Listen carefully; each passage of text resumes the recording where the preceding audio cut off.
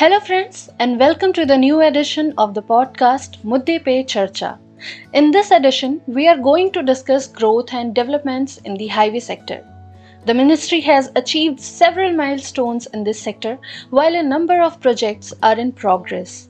We will know how these projects will help improve the highway infrastructure in the country and how will they affect the common road users.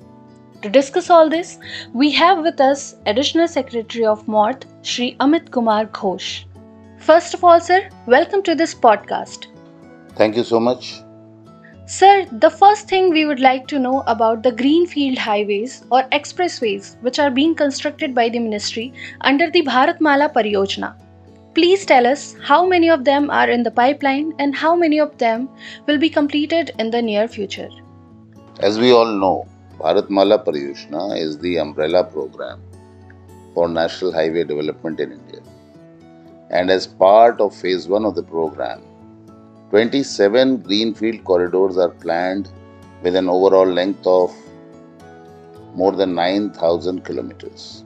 The primary objective of the corridors is to improve efficiency of road freight and passenger movement by bridging critical highway infrastructure gaps. These corridors are access controlled and will enable safer and faster freight and passenger movement across the country. As a part of Bharatmala Pariyojana, India's largest expressway, a 1,386 km long Delhi-Mumbai Expressway, is being developed, and some sections such as Delhi to Dausa near Jaipur, Vadodara to Ankleshwar sections are nearing completion. Other key corridors which have been completed or are nearing completion: the Ambala-Kotputli corridor, Amritsar-Jamnagar corridor. These 27 greenfield corridors are expected to be awarded for construction by the end of financial year 23-24 and will be fully constructed for traffic movement by financial year 26-27.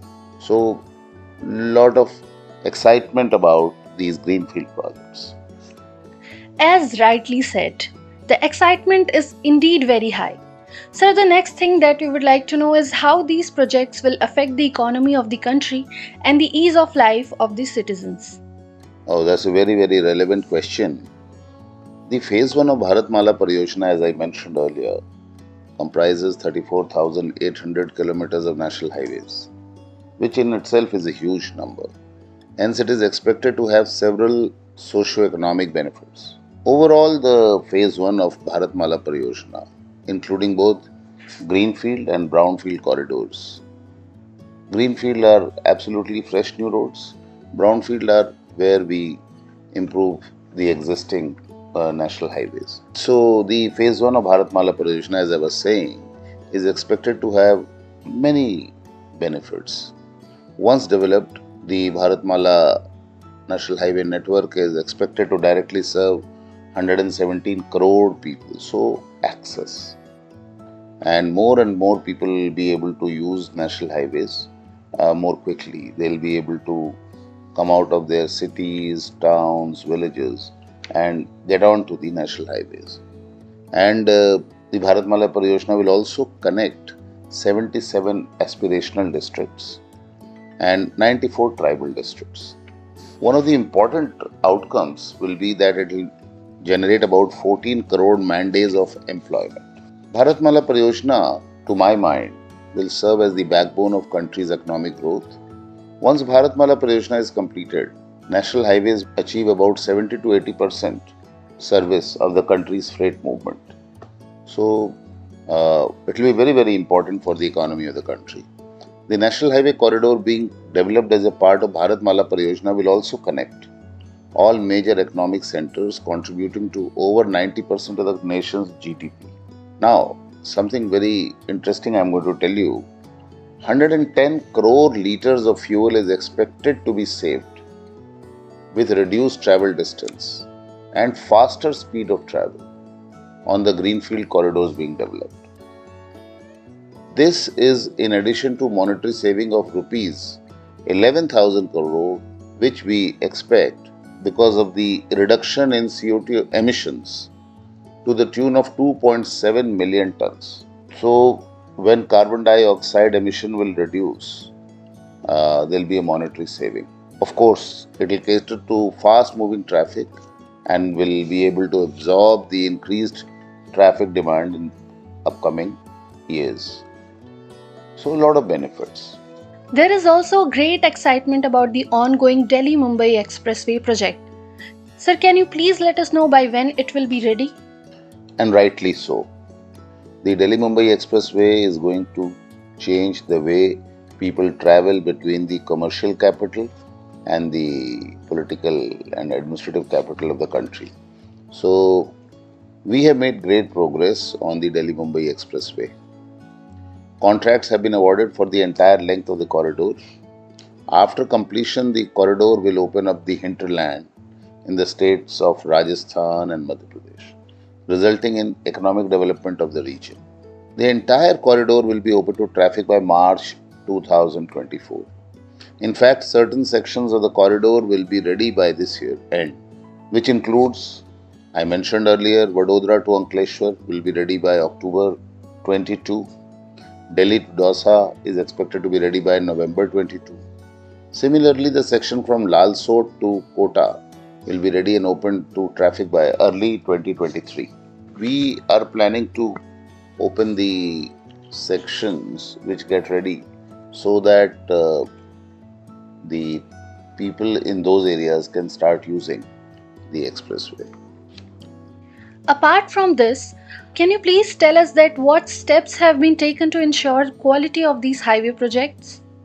Timely completion of our projects is a priority for the ministry, and this ministry has in the past 7-8 years taken a number of steps to expedite the projects.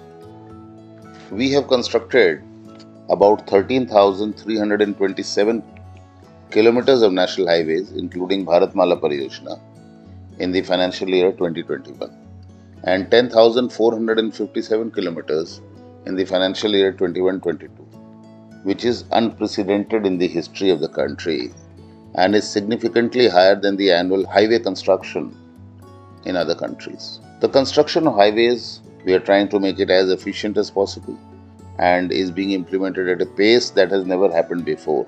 However, I certainly agree that there are checks and balances required to be put in place to ensure that project timelines are adhered to, and multiple steps have been taken to expedite the award and construction of projects. These include, first of all, the revision in the scope of DPR consultants to enable deployment of retired Revenue Department officials to support the state governments in expediting land acquisition. And I can tell you, land acquisition has really become much faster than before. Frequent reviews with the state governments are carried out to resolve issues with land acquisition and other clearances. Compensation to state governments for setting up special land acquisition units with dedicated staff, so we pay their salaries and support their offices for acquiring land, because we need all these people. So we support the state government for our projects. Then the launch of Bhumi Rashi portal. And this is very, very important to digitize the land acquisition notification and avoid parking of public funds with the field officers known as Competent Authority for Land Acquisition, who are typically SDMs or ADMs. We want money to go into the account of the beneficiary very quickly and directly, so that we have done. This has led to 50% reduction in overall time for approval and publication of land acquisition notifications. Further, issues pertaining to delays in the performance of these Competent Authority for Land Acquisition, known as CALA, are comprehensively tracked in review meetings at all levels, from the highest level in the ministry, at all levels in NHAI also. Then, to promote seamless construction and avoid conflicts, what we are doing, we are saying that we have now laid it down rather that projects will be awarded only after completion of the 3G stage of land acquisition, where we have declared the award to be given to the person whose land is being acquired, and the land is available and taken over in case of EPC projects.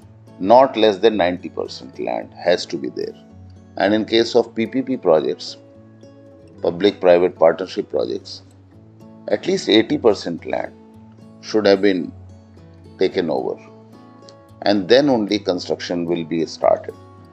So that, while construction is taking place, problems of acquisition of land, not non-availability of land, these are successfully avoided. Further, delays in subjects pertaining to state governments and central government ministries, let us say shifting of some power lines, water supply lines, gas supply lines, which are coming in the construction zone. So all these we try to resolve through a multi-tiered review mechanism. It is chaired by the secretary himself, and chairperson NHAI does another level of review. Honorable Minister also reviews. In fact, at the highest level in Pragati reviews, Honorable Prime Minister is also reviewing issues which require attention at the highest level. So there is a PMG portal, Project Management Group portal, where the progress is we have to report, and they are monitored at the highest level. And this PMG portal is maintained by another ministry. So there's a lot of review which is happening at the highest level. Similarly, every month, every state government, we have requested each state's chief secretary to chair a HPC, high power committee, to look at these issues and resolve them. So we have taken a number of proactive steps to make sure that our projects are not delayed at any stage. Thank you so much, sir.